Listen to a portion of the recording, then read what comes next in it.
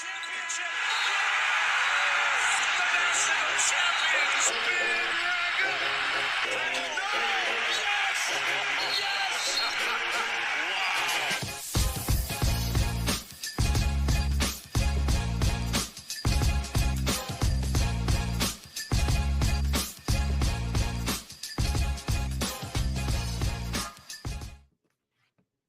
What's up? Welcome back to the Full 40 with Trevor and Willie. I'm always going to do something different.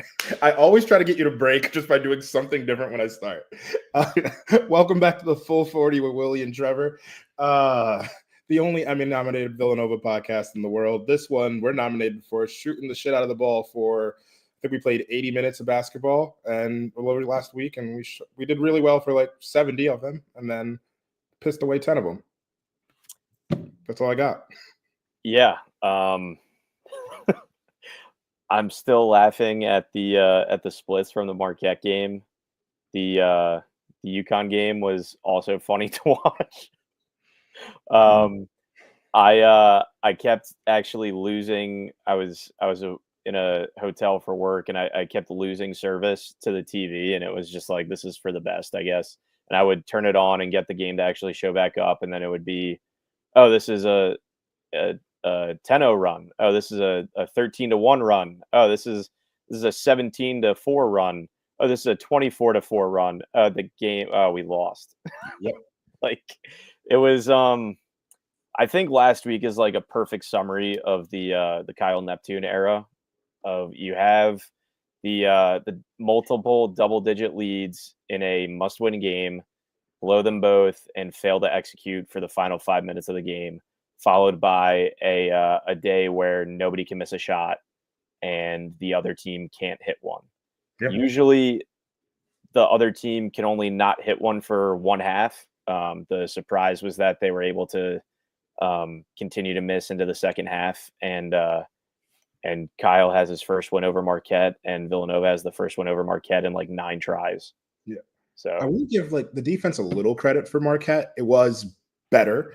I understand that, but still, uncharacteristic shooting splits. Yeah, on both sides. Yeah, and that's the other thing. I think it's like, as much as our defense I thought was better, I was also like, this is fool's gold. Like, if we could just hit 12 out of 16 threes every game, sure, but like, you can't. Do you think anybody suggested that? I don't.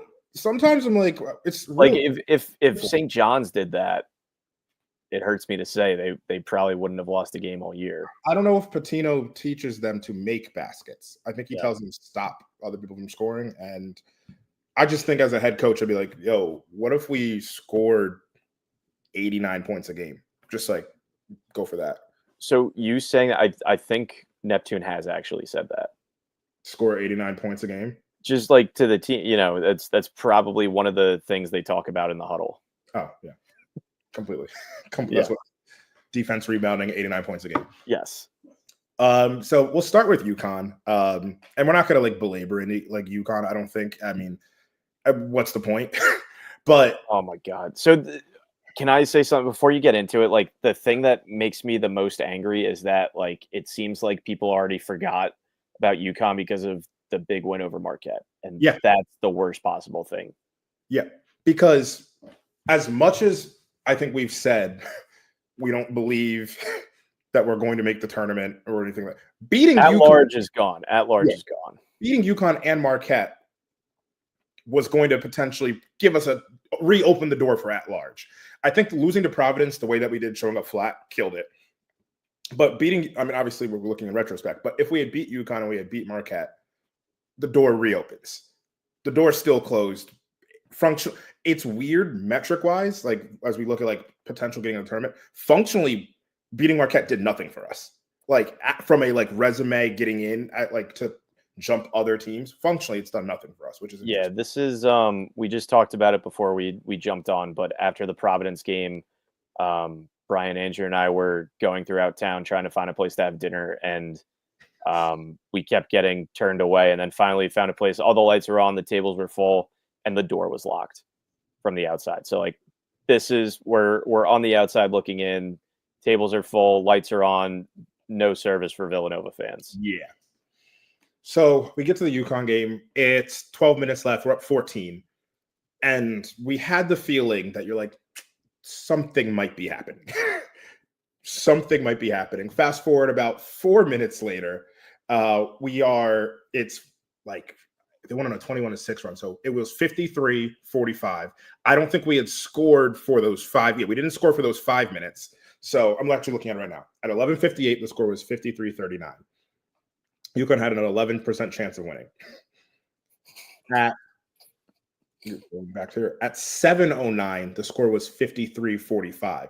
So first off, we went almost 5 minutes without scoring, which we love to do. But still, we're up Did it 8. then, we'll do it again. Yep. We're up 8 with 7 minutes left. And then we scored 6 points. So we scored 6 points over the final 12 minutes of basketball. And Uconn scored, I believe that number would be 27. It is tough to win when you score 6 points over 12 minutes.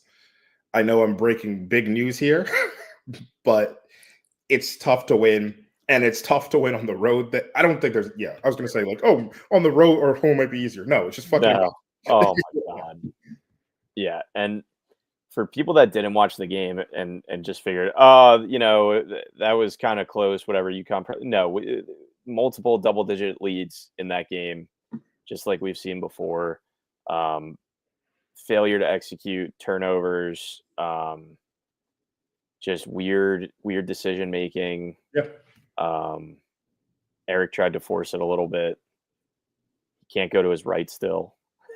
6 years and he can't go to his right. He's very good at going to his left, so it doesn't matter as much. But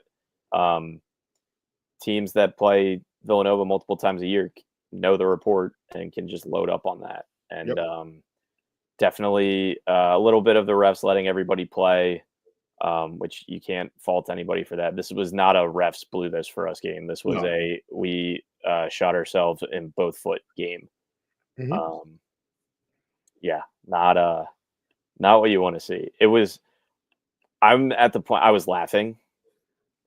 I think a lot of people were pretty angry, but I think the biggest thing was that this is just like, how many times can this continue to happen? Yeah, I mean, the limit does not exist, right? Like, this was one of those games too where Wooga was on, and then he wasn't, which has been the theme all season. So you're telling me he had a hot half and then couldn't score in the next one? Yep.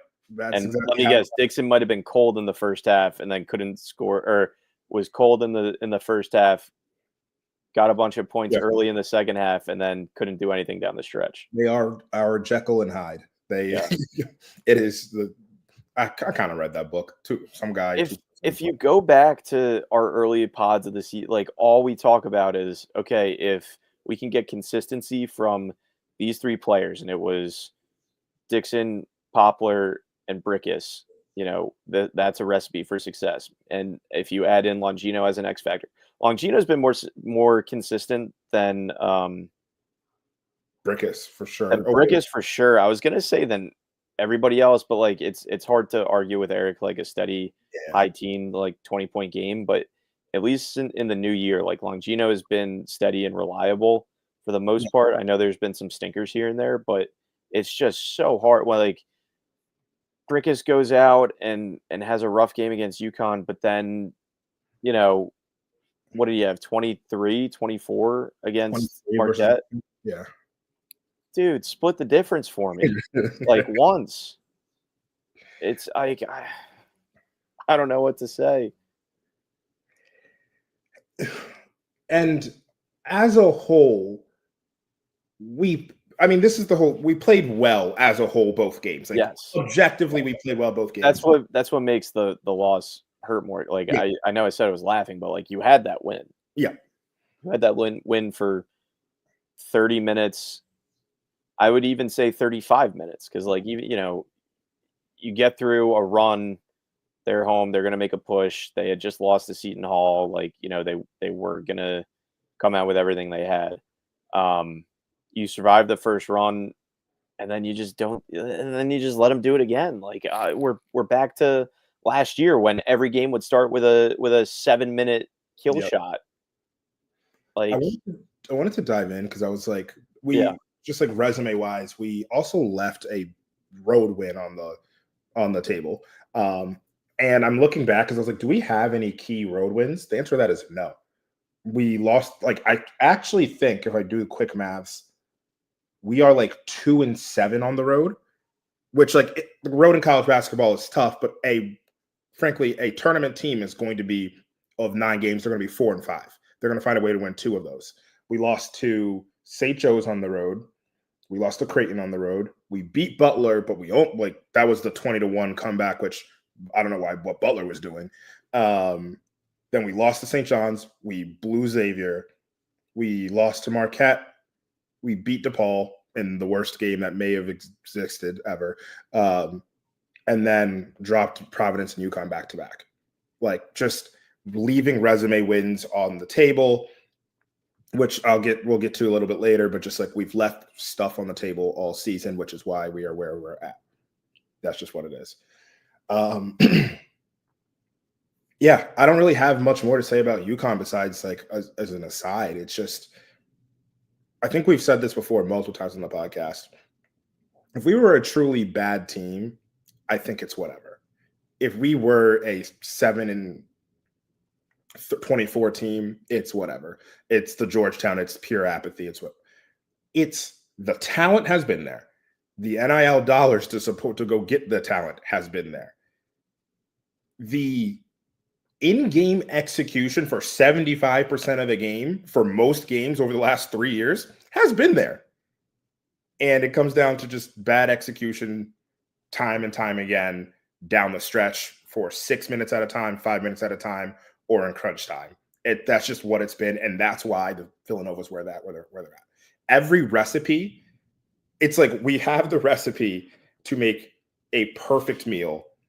And we start making the meal and you're like, oh, wow, they're crushing this. Oh, they're crushing this. And then right as you're about to like present it, we throw it at the wall and light it on fire. That's the easiest way I can feel like how to describe the last 3 years for this team. Is that a common way people prepare meal? Like, so in most cultures, no. Okay. But in Villanova basketball culture, yes. attitude. The attitude culture, yeah. Okay. I wasn't sure if like I'm not a cook. No, I know. Yeah. I apologize for my non-cook there. Yeah. Okay. My Italian friends are the ones I check in with food. So this Italian, was in Mexico Rico, local Italians. it was not al dente. I don't even know what that means. I know people say it though. I learned it in the show Billions. I learned it from Drake and Josh. I didn't watch Nickelodeon, but I know who they are. Okay. Brian was also like 20 years old when that show came out. So, Okay. But anyway, I liked Arthur. I was old for that. Yeah, we're struggling to put it all together. Last year we were the full 30 minutes, the full 32 minutes. Like this year we're getting up there with a full 35. Yeah. Give them enough time, we might get to 40. But I don't think time is on our side with this one. Well, it depends on what you're rooting for, I guess. Yeah. Marquette, you can win a lot of games when you make a lot of shots. Welcome to the world, Jordan Dumont. Yeah. I want to give Jordan a little shout out. Like, kid can shoot the basketball. We're seeing that. Obviously, we're not seeing it at the scale we're hoping eventually, but like we'll see how it goes. But kid can shoot the basketball.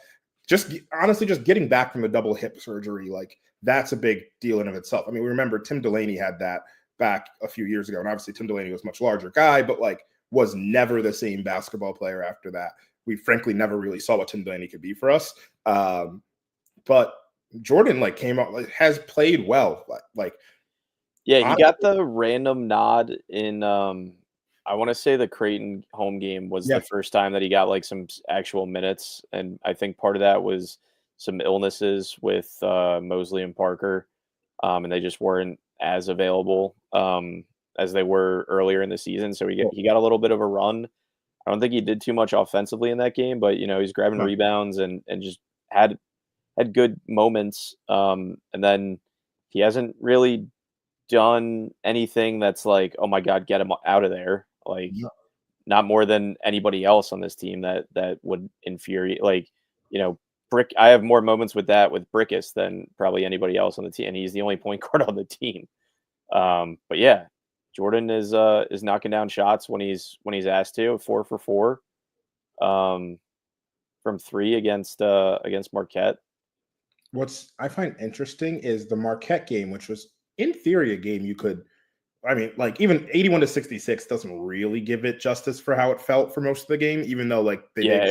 it was comical how not close it was. Like what was the opening run? Like 12-2? 12-2, 17-4 was like Yeah, the 17-4. Yeah, I mean, there was a point. It was like basically We haven't done that to teams in a long. I guess the DePaul game earlier in the year, but it was Villanova basically hasn't done that in a long time. it was analytically final at the 436 mark where it was 77-56. Like 81-66 really doesn't do it justice. But what I find interesting with this is Kyle only had a 7-man rotation. Speaking of Dumont, it was Longino, Dixon, Brickus, Poplar, Bracci, Perkins, Dumont. That was it. No one else. Mosley, who had been seeing the floor basically all season, even for 5 to 10 minutes, maybe 15 max, have been doing it. Parker, who has been placed into a straitjacket and is like glued to the bench over the last like 5 games, I think he saw maybe like a minute or two in versus Uconn, versus in the Uconn game. But Dumont's kind of, it's been interesting. We've had the 3 freshmen of like, there's more than 3 freshmen, but essentially between the freshman wings of Dumont, Mosley, Parker. Mosley started the season, has been consistent for the most part in his minutes of giving us 5 to 10 minutes or something. Then December, January, it was Parker's time where Parker was getting a lot of minutes. And now it's Dumont. And I'm not even like, this isn't even like a criticism. I just think it's a very, I mean, if we were pressing better buttons and we were winning games, I would give Kyle credit for like figuring out what's working. We're trying something, and I'll give as much credit there. And it clearly right now, last game worked for Dumont. He's hit threes, and he's been serviceable defensively. And just honestly, to come back from a double hip surgery, just want to give him a shout out for that. Yeah, that's something that happens, and that like you figure it's going to be another Tim Delaney or Nana Njoku, like just somebody that this guy's made of glass and won't see the floor. But yeah, he's definitely making the most of his opportunities. I probably should have pulled up stats when you were talking there, but I got distracted. But yeah, he's taking and making threes at a high rate. Well, he's making threes at a high rate. He hasn't taken a ton yet. Like I'm trying to load right now, but I would be shocked if he's taken more than 20 shots on the season. So it's interesting. He's in his last, like, he actually hadn't scored since the DePaul game. Oh, no, sorry. He scored 2 versus Uconn and then didn't score the versus DePaul game. But impact-wise, it hasn't felt bad. He played 16 minutes, shot well, played 4 minutes versus Uconn, 2 versus Providence, 1 versus St. John's. He probably was in for like an end of half possession. If he can at least get the reputation of a knockdown shooter, that helps. Yeah, that changes the floor. It changes the calculus. I mean, that's what we always said with Hausen. But if Dumont can kind of grow that reputation, he'll definitely help spread the floor. Take some, like, nobody would have thought twice about double teaming Eric, down low with Dumont's man if he was on the strong side. But now it's like, okay, if I leave him, Eric's probably going to pass the ball out, and he's at least going to take a shot. And right now, at least there's a good chance that he's going to knock it down. So it'll be interesting if the coaching staff can try to take advantage of at least the hot hand at the moment. Like, make 4 out of 4 in a game. Like, okay, that'll be noticed at least on the next scouting report. Now that people are kind of seeing like, okay, this might be the rotation for the end of the year.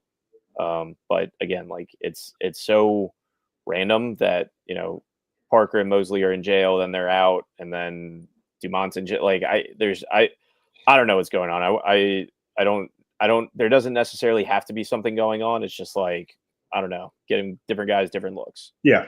And I think that's just coaching. I think that's a good thing he's doing in theory. You brought up Hausen, and I was like, oh, I haven't thought about Hausen in a bit. But basically having the same season, shooting more. Just as an aside, what percentage of his how do I word this? What percentage of shots that he's taken do you think are 3-pointers? Hausen or Dumont? Hausen, yeah, for his career. 60. I don't know. 90. It's 90. 89%. This Okay. man. I couldn't tell if you were trying to like. No. Yeah, it was just I was looking at it, I was like, oh, that's all he does is shoot threes, but he's actually taking more twos this year. Anyways, shout out. No, I know. Like the joke his freshman year, he took 2-point field goal attempts, I think. 7. Okay. Went to 7 to 16, and now he's at 30. Wow. Brendan Hausen stepping up. But Kansas State is also just god awful. So yeah. Neptune was right.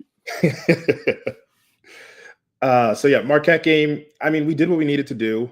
Or maybe we did what we needed to do. So it depends. If you're in the camp of this needs to end as quickly as possible, like actually winning the game is a disservice to the overall agenda. Yep. But if look, I don't know anyone that's like actively rooting for the team to lose. No one wants that. Yeah. And I am in the camp that I want this to be over, but I'm not going to root against them. The overall agenda, yes, it's objectively better if the team loses, but I'm not, it's college kids. I'm not going to be pushing that. It makes things weird because I think the Big East standings shuffle a little bit with what we have is 3 winnable games in front of us on paper, technically. And so that gets to the next part of Jim Carrey. So technically, so you're saying there's a chance. There is still a chance. I know a lot of the bracketologists have marked Nova time of death with the Uconn game. Yep.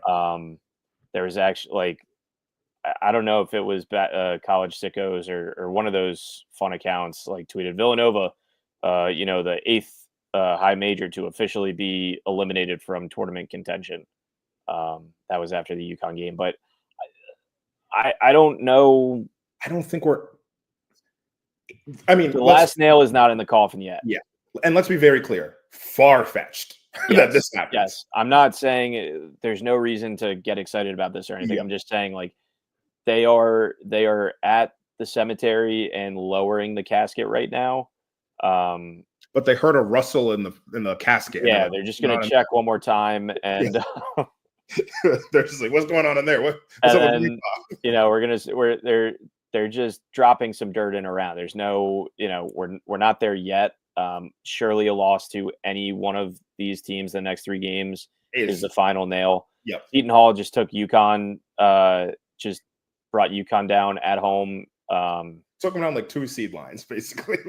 Yeah, it was hysterical. That was one of my favorite parts of the Providence trip. We were watching that game in a Providence bar, and just everybody was screaming and hollering for Seton Hall. It was awesome. They were up like 7 when we left our hotel to go grab a drink somewhere, and we got in and it was overtime. And then they did like the Syracuse arch play where they miss the shot, get the ball back, get the rebound, and put it up and win the game. Like different, but they were down in overtime early, and they were down with 34 seconds to go, and they pulled that win out. And Dan Hurley, throwing games against his alma mater. Seton Hall, just like looking at this, they beat St. Peter's, they beat Wagner, they beat VCU, they beat FAU. Which VCU is a good win. Yeah, which is a weird random win. Yeah. NJIT, DePaul, and then Connecticut. And in between DePaul and Connecticut, we're looking at dropping 9 straight. So, yeah, god awful loss. But yeah, I mean, there's technically a chance. To your point, we lose to any of these 3, it's done. And even if we win all 3, there's a bunch of scenarios that can happen. I'm not going to go into every scenario for the Big East tournament. We'll talk Big East tournament when we know what it looks like, but we're also not out of the realm of possibilities for us to get the bye and be playing on Thursday. We're teetering between the 5 and the 6, but it's actually still mathematically possible for us to get there too, which like, I think somebody said if we went out and like Xavier loses 1 or 2 games, like we're the 5 seed. yeah. So, Or even I think it was, there's no way we could be the 4. Yeah. so somehow we still like this would be the first time Kyle's we played on Thursdays in the Neptune era. So I know, but the whole, like, I know we have more wins this year than we have in the past, but it's still like objectively his worst job.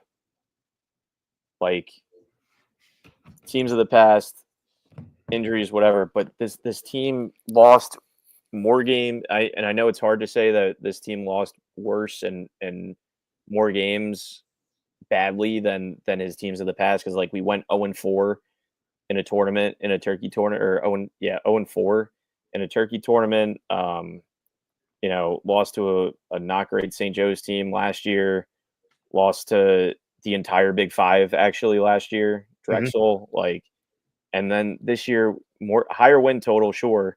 But it's just like, how are we backdooring our way into technically greater team success on paper?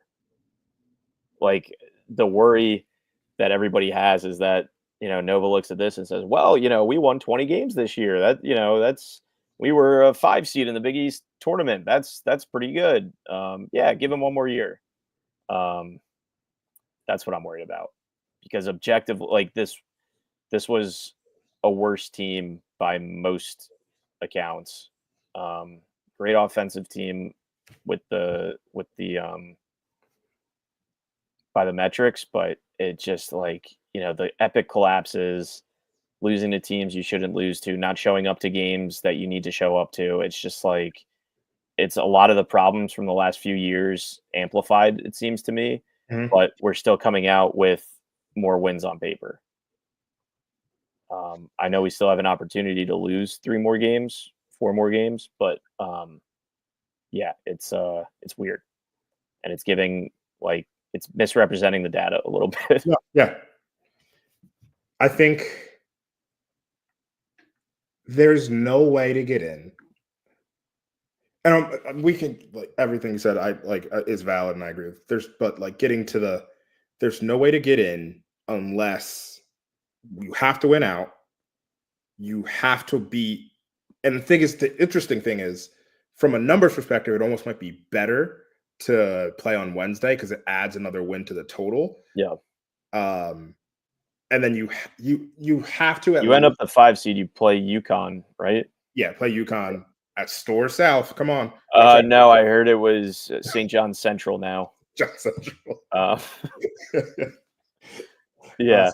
St. John Central sounds like a Catholic school. Yeah. It is a Catholic school. St. John Central is a Catholic school? Well, St. John's is a Catholic school. Yeah, but the Central, I was like, wait, did I miss that? Yeah. And I'm sure there's a St. John Central. Honestly, there probably is a St. John Central somewhere. But we just get to this situation where I don't think we can do it without getting to at least, I was going to say semis. We got to get to the finals. That's the only way the door opens for an at-large. Yeah. That's the only way that it opens for an at-large. But also, we've seen this time and time again. The committee makes their decisions before the conference tournament. Yeah, the committee is out on the Big East, I'm pretty sure. UConn's going to be like a 9 seed or something like that. Like, I just said all this stuff, and I just realized, like, the committee makes the decision before the tournament. It truly doesn't matter unless you win. So we're kind of done. Like, that's just what it is. I don't know if I have anything else to say there. Time of death, 9:38 Eastern time. Willie connected the light bulb in his head, and it's over. It's never been more over. We are currently playing. We are currently musicians playing our orchestra on the deck of the Titanic. Hell yeah. Just want to do a quick aside. This one's for Brian. I got a text, Brian. Your little Twitter thing that's been going on. It got one of my friends where Good. he just texted me. He was like, "What's this guy's deal?" And my first response was like, "Who do you think is tweeting?" So for And he was like, context, What did you say? I said, "Who do you think is tweeting?" And then he was like, "I don't know. Is it Kyle?" Because he like saw the whole thread, and I was like, "No." No.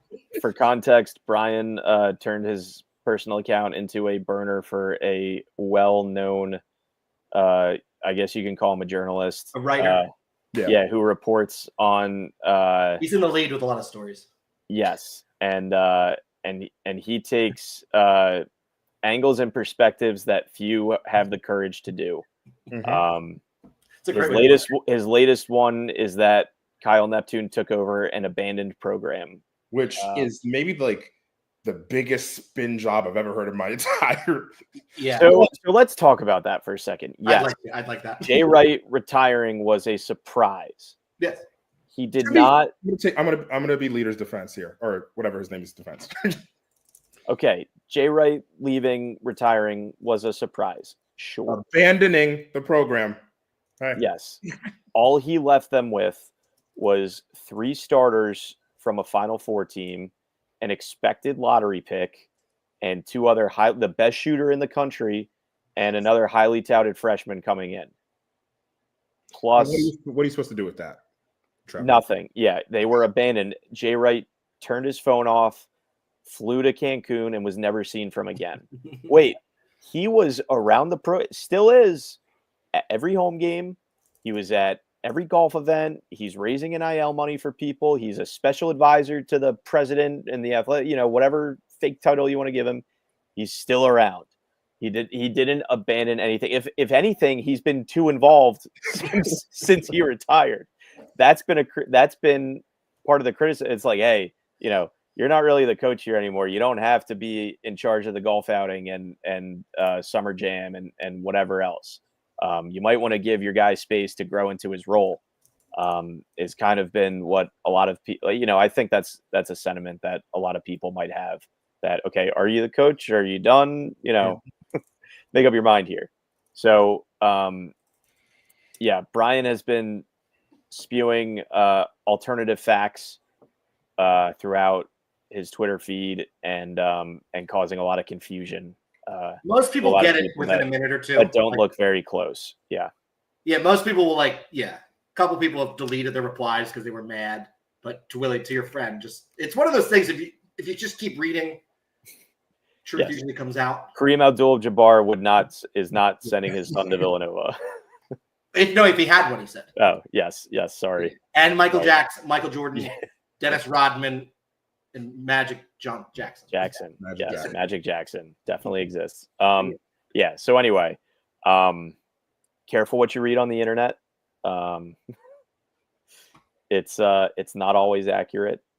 Unlike us at the Full 40, we are always above board and correct. Did you see the report that Bronny hasn't actually cashed any of his NBA paychecks, so he would continue to have eligibility? And there's a chance LeBron was saying on Montel Williams he thought Bronny should have gone to Nova, so he might still be able to do that, which is cool. What I read, who knows? Yeah, just what I've heard. Yeah. I'm just putting it out there. Yeah. So anyway, Jay Wright did not abandon Villanova. If anything, he's kind of, there's an argument to be made that he's overstayed. If you retire, pal. You can come back for all the events, come to the games. It's not a big deal. We'd love to have you in the stands. I know it certainly helps with recruiting, but maybe it's confusing a lot of people. Somebody last week said we won't know until the end of March if Jay Wright will come back for another term or not. A term, I can't think of my words right now. Yeah. But somebody had a real life idea that until March ends this year, Jay Wright is still on the table for coming back to coach Villanova. So there's nothing. People are really creative. That might be the only thing that could shock me in this coaching process. I would not be shocked if we kept Neptune. I wouldn't be shocked if we hired a kid off the street. Jay Wright coming back would be the only thing that would shock me. Yeah. It's over, guys. All right. Well, we're gonna get into an ad break, and then we're gonna talk about Seton Hall and Butler. But let's do this ad break. But we're not going to roll any of the ads because Home Field actually just did a new drop and we didn't record anything for it. So just want to shout it out. Home Field just had a Villanova drop. They have like a few items that they're saying aren't new, but I have never seen them before. But we have the Villanova Wildcats throwback hoodie that's new. So that classic Villanova shirt with the Kerry Kittles text, that's there. That's available. There is some 1985 national championship shirts. One is a champs tee, one's a heavyweight tee if you want that thicker material. Both of those are there. They have the score of the Villanova Georgetown game on it. It's got what's that cast name? Count Villain on it. Well, it's not Count Villain. It's kind of like a Wildcat. It was But Count Villain. It's Count Villain, yeah. On it, and I'm not an expert, but I sort of am. And yeah, it's got the logo there. Then they have another shirt, long sleeve, Villanova basketball, Beast of the East. Kind of like that one. That one might be. That one's getting my attention a little bit. Yeah, you have my attention. That one might be purchased pretty soon. And then I think they have two other Villanova Wildcat 90s tees that are heavyweight that they just dropped. So 6 new items from Home Field just dropped. Use promo code Nova Insider to get 15% off. Create your burner emails. Don't tell them we said that. Do whatever you got to do, but get that. That's the fun stuff. We need this merch for our run to the Crown Invitational when we lose to a Virginia school. That's what we need. Get your merch before that. So when we play, we lost to Liberty, we lost to VCU.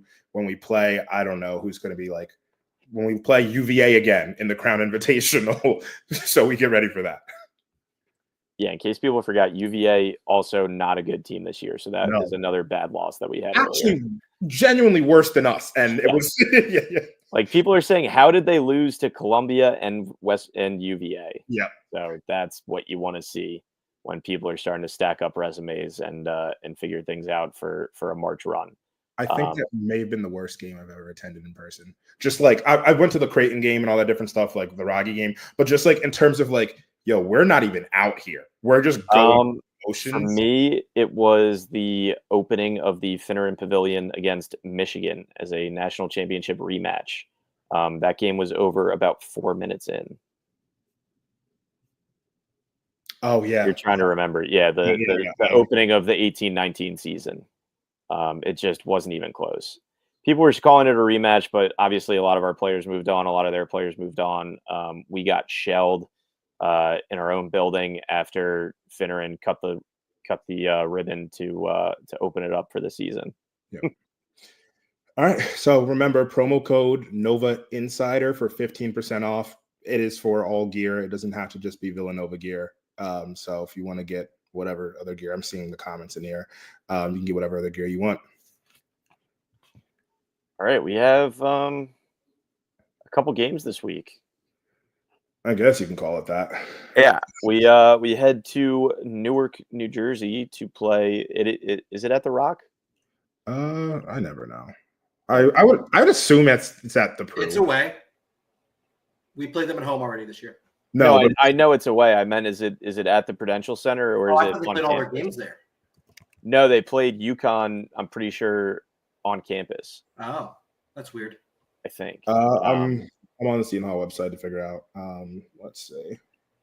That game is. If it's at the Pro, we win. If it's at the Rock, we'll lose. The Pro is the Rock. The Pro is the Rock, bro. Not the Rock. Walsh. Yeah, that one. It's at the Pro. Yeah. Okay. So, yeah, what to think about Seton Hall? They knock off UConn. Like we said, they're horrible. Yeah, but they beat UConn. They just lost to Xavier, I think, by double digits on Saturday. You want to talk about that's going to be opening up.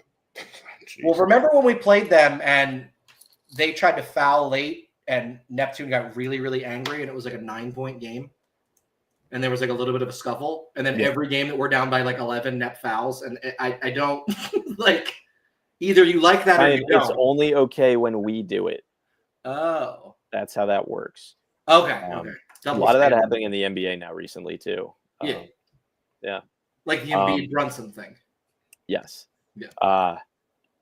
And for those unaware, my argument for people that got a little too into the Sixers Knicks series last year is that Jalen Brunson is just a 6 foot tall version of Joel Embiid.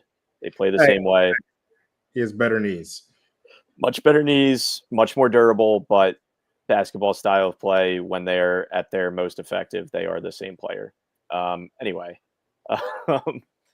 so we have Seton Hall, which is, I really don't know what to expect for this one. We could lose by 4 in overtime. We could win by 15. We could, anything could happen here. The only thing that won't, no, do I want to say it? Say it. We won't get blown out because they're not good.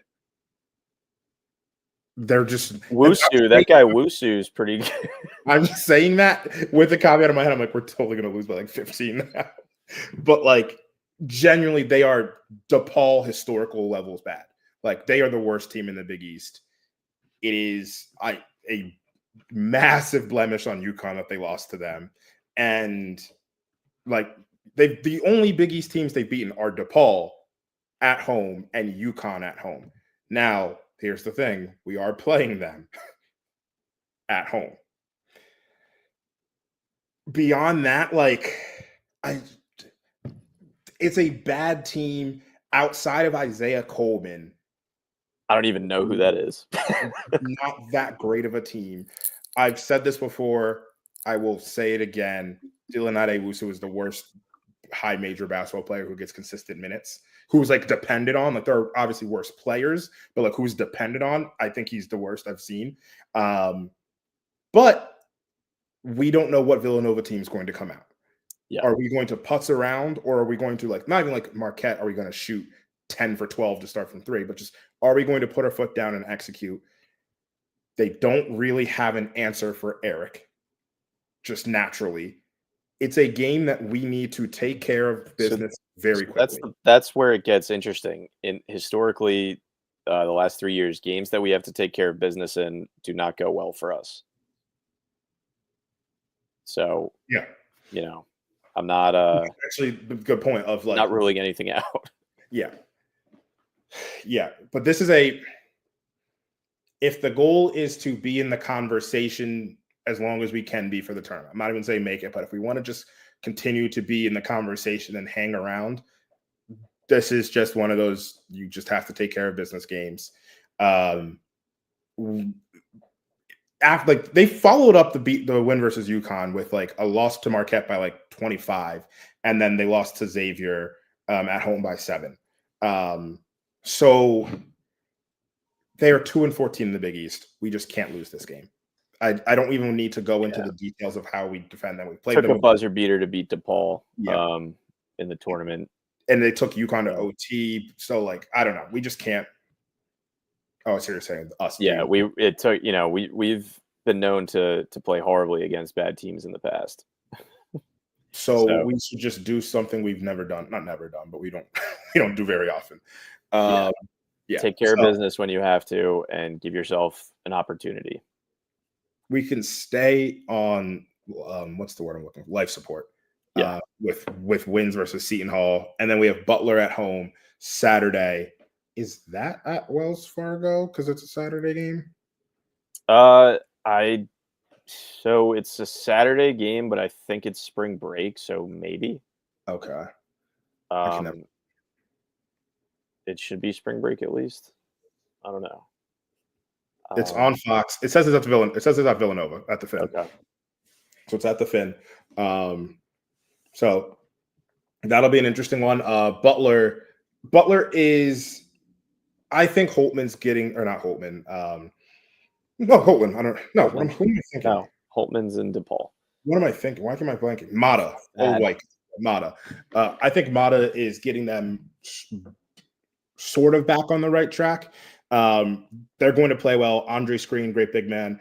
Jamil Telford's probably my favorite non-Nova player in the Big East. And then between Brooks, Bizjack, McCaffrey, they have more than enough to beat us.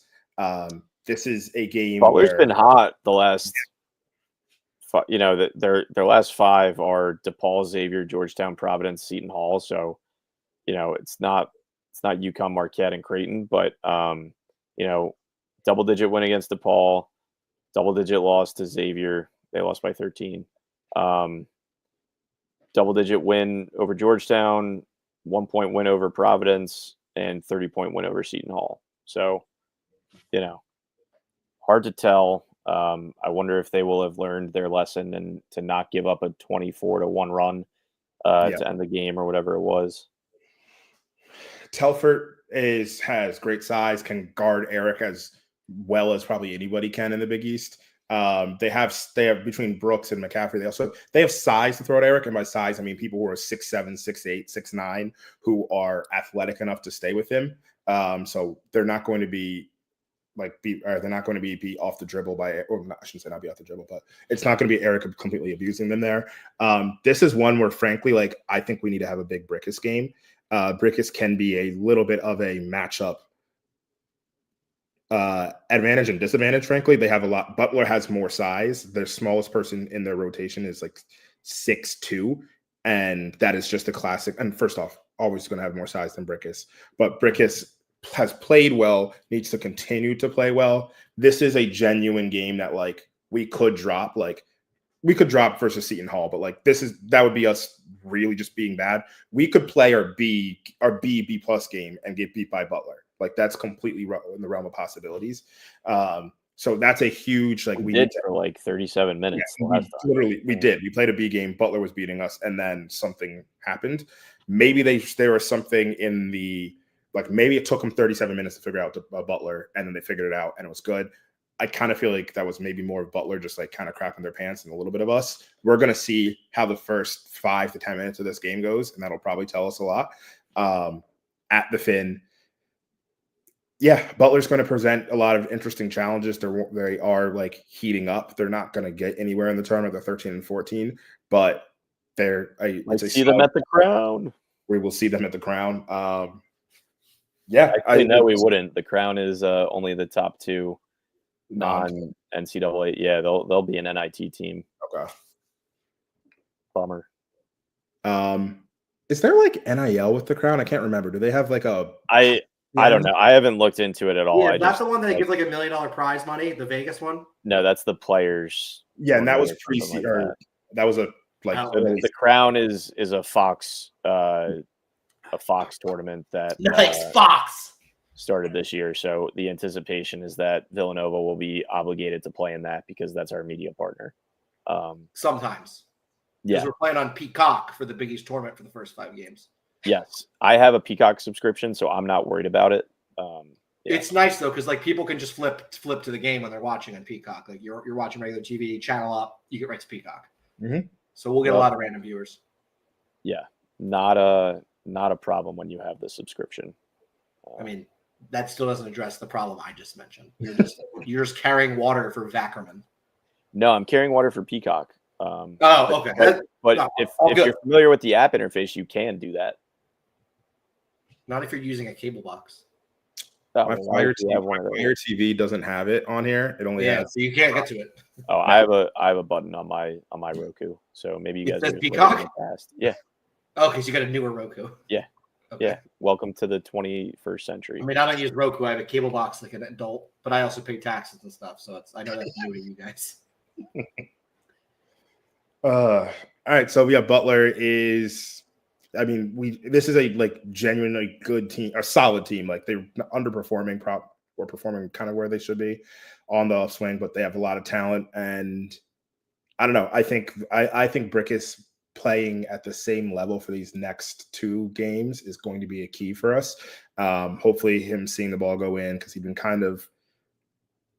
It's interesting. I think a lot of point guards who are more traditional passers, I think they pass to start to score, where that's what gets them going. I feel like with Brickus, I'm noticing it's a little bit the opposite, where he needs to I don't even say score, but look to shoot and be aggressive, and then that opens him up passing.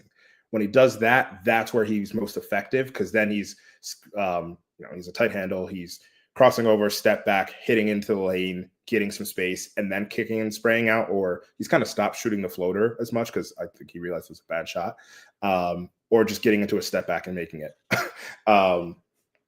So I want to see him be aggressive because I feel like offensively he plays better, and in general we play better when he's more aggressive. When he's Reserved, it's okay. Well, there's a 5'7" guy in the corner, and he's not being aggressive offensively. And okay, let's just hunt him on defense. And we've done a generally decent job of hiding him. Like, honestly, we have. That's a kudos. We hide him by putting him on the bench. Yeah. Yes. Also that. Like Perkins plays a lot yeah. down the stretch and in tight games. Yes. It's good. He's a sophomore and Brickus is a fifth year. I don't know.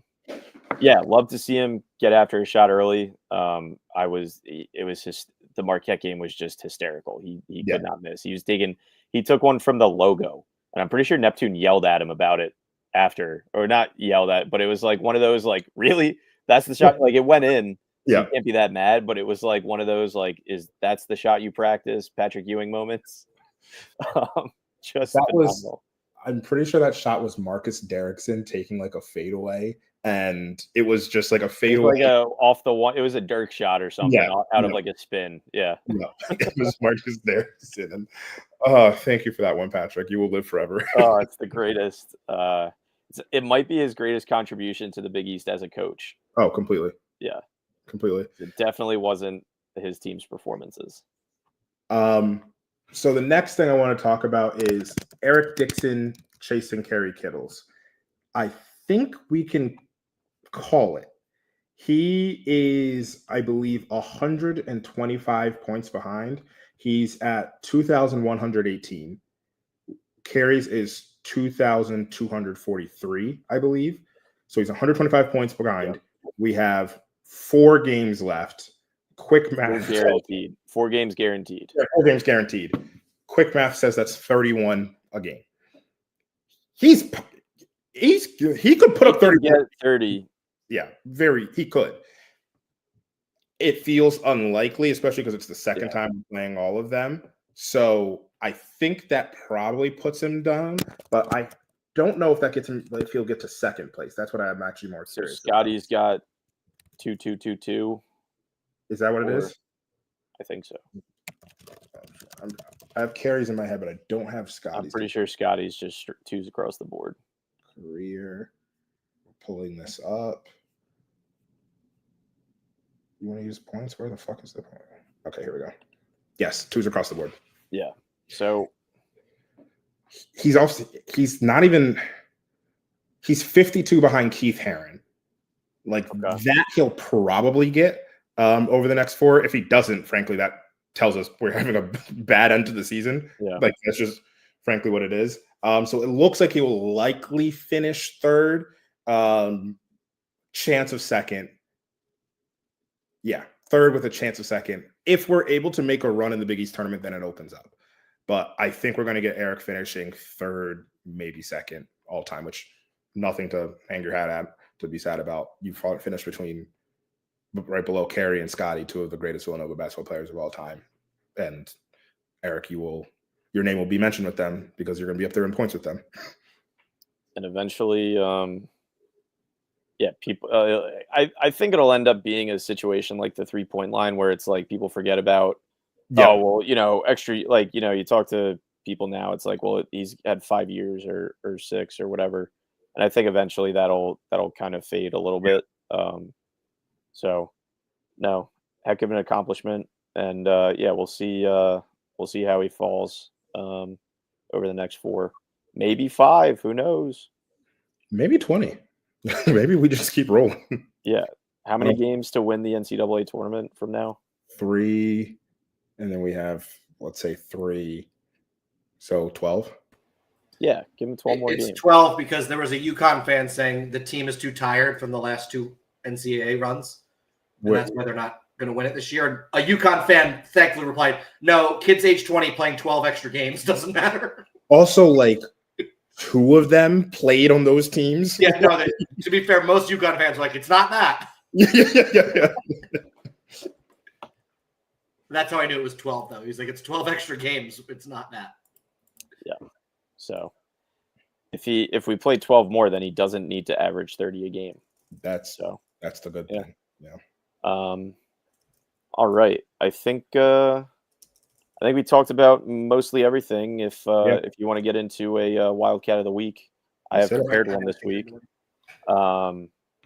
So this player is an early Rolly Massimino player. Okay. He Joe did West. Oh, early Rolly. Okay. never Yeah. mind. Did spend time in the NBA with 3 different teams. Stuart Granger. No. Damn, he wasn't lit early. He had relatives play at Villanova after he left, per Wikipedia. This is interesting. An all Big Five player, an all Chubby NIT, Fox? an all NIT player, an all American. You got all the alls. Alex Bradley. No. Larry Herron. No. Ooh. You have no idea how close you are. You mentioned yes. Oh, My next one was going to be you mentioned his name on this podcast. that's why I didn't guess it, but I realized it's unrelated. Yeah. Yeah. You picked that one. You went with the brother. I just was like in my head. Keith was like after. Oh, there's 2 of them. I didn't know that. Yeah. He had 2 brothers play at Villanova. Yeah, my clue to throw you guys off was going to be a lesser known, lesser skilled brother played, and I thought you were going to say Arch, but He didn't play for Massimino. no, I know that's I started with Massimino, so I kind of threw that clue out the window. But yeah, Keith Aaron played at Villanova from. I had the page up. Give me a second. It's refreshing. When he graduated Villanova, he was the all-time leading scorer. That record would hold until Kerry Kittles took it.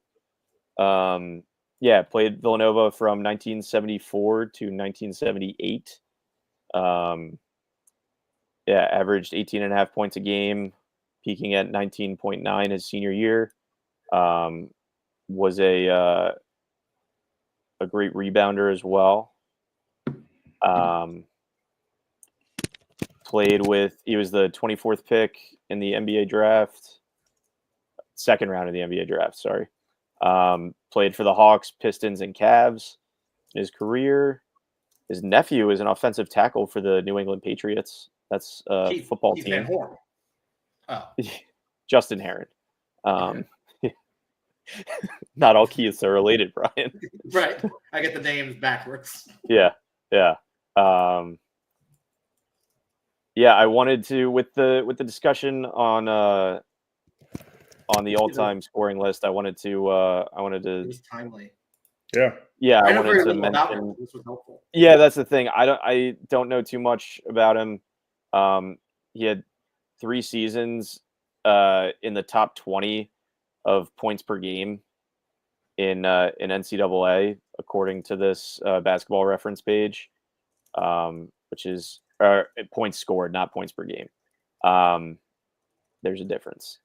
2 seasons in the top 20 for free throws. Where's he from? Where'd he grow up? He was born in Memphis, but played high school basketball in DC. Held his all-time leading scoring record for 19 years until Kerry Kittles came around. Let me try to find anything else. No, I mean, yeah, this is interesting. He's one of these guys you see on these lists, and you're like, "Oh yeah, baller, yeah, great player," and then it's just don't know anything about him. This is why we do this, because I Yeah. truly know nothing of Keith Herron because he played 20 years before I was born. I had never heard of Rory Sparrow until we did this, and I see he played with Keith Herron for a year. So that's kind of cool. I love Rory Sparrow because that's you taught me Rory Sparrow. So and the thing that I kind of mentioned before, obviously he was playing before the 3-point line. He's a point guard, shooting guard, so you can imagine the points record would be a little bit larger with the invention of the 3-point line.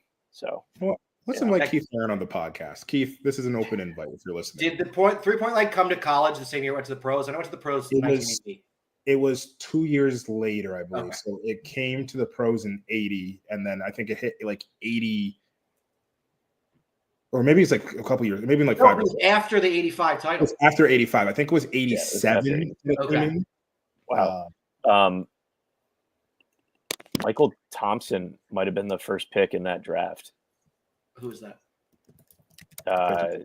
Klay Thompson's uncle. Oh, Dad? I know him from the Warriors. That was his dad. Dad or uncle? I don't know. I'm pretty sure it's his dad. Yeah, the Cool. uncle's a weird thing to say when it's his dad. Yeah, Larry 86. Bird. Larry 86. Bird was in that draft. You ever heard of him? Yeah, well, the reason I knew that the 3-point line came in 1980 is I saw a reel today on Instagram, and it was Larry Bird talking about the 3-point line. So, And then Changing NBA was definitely like at it was 19. 1980. I literally watched it doom Yeah. scrolling today. I was just like, yeah. I Chris remember Ford. everything I saw. TikTok. Yeah. Well, So cool. what's everyone going to do for the Seton Hall game tomorrow? The big tailgate. We're going to drive up there. Still don't have a banana costume, so Storm. Oh, we should talk. I just want to like Yeah, the banana. Respect to the bananas. respect, right? I respect Yeah. it. Yeah. yes. And honestly, shout out to I the wouldn't school. have done it, but I respect that they did it. Yeah, and respect to the school for like recognizing it and kind of being like, we're going Leaning to in. It was fun. Joe's Quick Mark got a bunch of T-shirts apparently for the student section. Oh, that's cool. Brian just acquired a video of 100 bananas sprinting outside the Wells Fargo Center, which we'll share if we can. Well done to the one kid in the hot dog costume in the middle of the bananas. Don't think I didn't see you. I saw you immediately. I didn't see him. That's a leader right there. That's when everyone zigs, he's zagging. That's my guy. Yeah. So that was fun. Bananas We'll are cool. see That if, was a good, like you said, we'll- school did a nice job. Yeah. Bananas themselves did a nice job. It's The fun to people over lean 40 into being bits confused. for a little bit, I liked everyone over 40 being like, what does this mean? What is this? Oh. Yeah. Hey man, we can't tell you. Yeah. One of my friends also was like, why is everyone wearing bananas? Like, I don't know, college kids wanted to be a banana. Let them be. It's very simple. Like, I wanted it to be more nefarious. Like, oh, if you don't know. Yeah. I wanna tell you. Yeah. You're in trouble. Just Just kidding. don't Google banana and Trump. And you can leave it there because then it doesn't know where it's going. Is it pro? Is it anti? Just guys being dudes. And good on Villanova and the Should a Powers. sorority do on Saturday? Like a different, like a Yeah. Okay. They should do justice for hot dog suit. Let's get hot dogs next. Women in hot dog suits. It's going to invite too much. Oh, it doesn't have to just be them. I was just, Oh, okay. I Shout just out mean to like my girls. guy. We do a Yeah. different Oh. fruit that won't invite sexual jokes Like bananas. or hot dog. try to say something nice. Is Anyway, a hot dog a sandwich? Should we debate that? I fully believe it's not. And I've never cared about that debate, but I love how nuts it drives everybody. now I have a platform to say it. I'm going to say it right now. Because no, Yeah. a hot dog is not a sandwich because if you take it out of the bun and you just look at the link, you look at that is a hot dog. If you take cheese, lettuce, turkey, and you lay that out, that is not a sandwich. But the link just there, that is still a hot dog. I'm with that logic because the other logic is always like, well, there's 2 pieces of bread. Like, okay. That's That's like cheesesteak. It's not a sandwich. It's a cheesesteak. oh, Yeah, that wasn't a good example. Okay. I wasn't right. I said that and I don't believe it. yeah. Well, there you have it. yeah. It's a good Hot episode. dogs. We should bring bananas next episode. We should do a podcast. In banana suits. No, we should just do Like a podcast. next year though, like when it's past.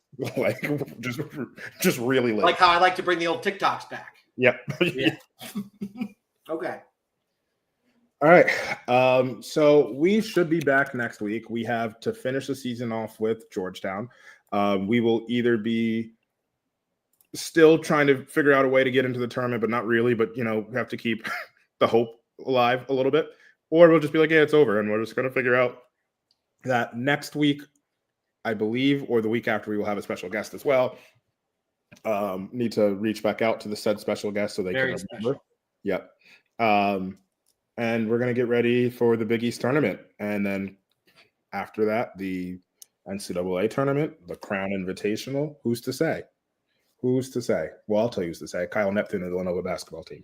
They're the only ones who can change anything. And if they do, I'm going to be upset. Anyways.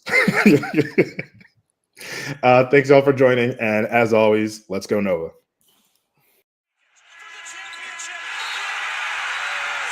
national champions. Big Dragon. No. Yes. Yes. Wow.